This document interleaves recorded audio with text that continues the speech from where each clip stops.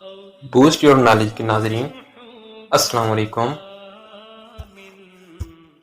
اگر آپ کسی مسلم ملک میں رہتے ہیں تو آپ مؤذن کو دن میں 5 وقت اذان دیتے ہوئے سنتے ہوں گے۔ یہ ایک روایت ہے جو حضرت محمد صلی اللہ علیہ وآلہ وسلم کے زمانے تک پھیلی ہوئی ہے۔ سب سے پہلے مؤذن حضرت بلال تھے، جو ایک عرب باپ اور ایک حبشی ماں کے بیٹے تھے، جو 6 صدی کے آخر میں مکہ میں پیدا ہوئے تھے۔ حضرت بلال ابتدائی طور پر اسلام قبول کرنے والوں میں سے ایک تھے، لیکن ان کے مالک نے انہیں کئی طرح کی اذیت ناک سزائیں دے کر اسلام ترک کرنے کی کوشش کی۔ جب اس بات کا پتہ حضرت ابو بکر کو چلا تو انہوں نے ان کو خرید کر آزاد کر دیا۔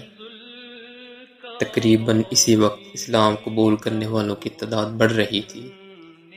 ایک دن میں نمازوں کی تعداد شروع میں 3 معلوم ہوتی تھی، لیکن بعد میں 5 ہو گئی۔ لیکن گھڑیوں کے بغیر، جیسا کہ ہم جانتے ہیں، اجتماعی طور پر نماز ادا کرنا مشکل ہوتا جا رہا تھا۔ خواب میں نظر آنے والی ایک تجویز یہ تھی کہ لکڑی کی تالی کا استعمال کیا جائے، اور یہ بھی تجویز تھی کہ اذان عربی زبان میں دی جائے۔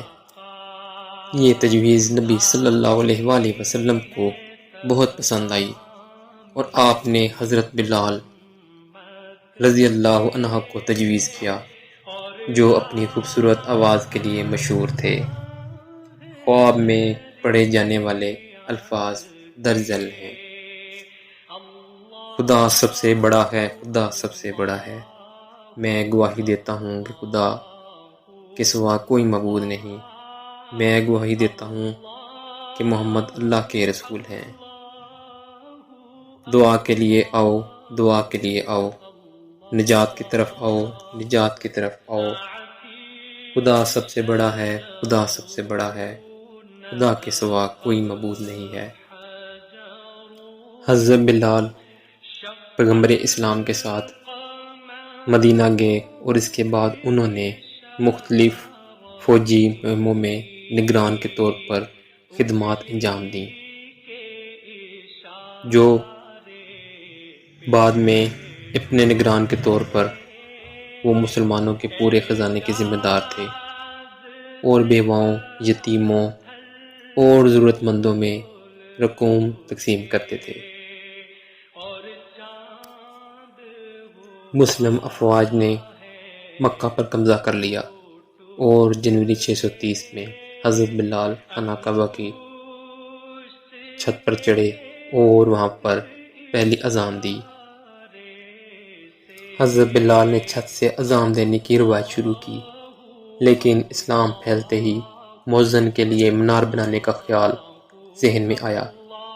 پہلے مینار بنائے گئے جو ثقافت کے لحاظ سے مختلف اشکال اور مواد میں بنائے گئے تھے، جیسے اینٹ یا کپڑے پہنے ہوئے پتھر، اگرچہ اندرونی حصہ کھوکھلا ہوتا تھا، جس میں چڑھنے اور اترنے کے لیے ایک سیڑھی اس بات کو یقینی بناتی تھی کہ مؤذن بالکنی تک پہنچ سکے جہاں سے اذان دی جائے۔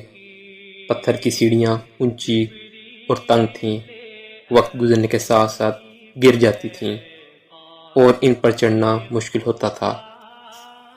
ایسی مزید ویڈیوز دیکھنے کے لیے ہمارے چینل کو لائک اور سبسکرائب کریں۔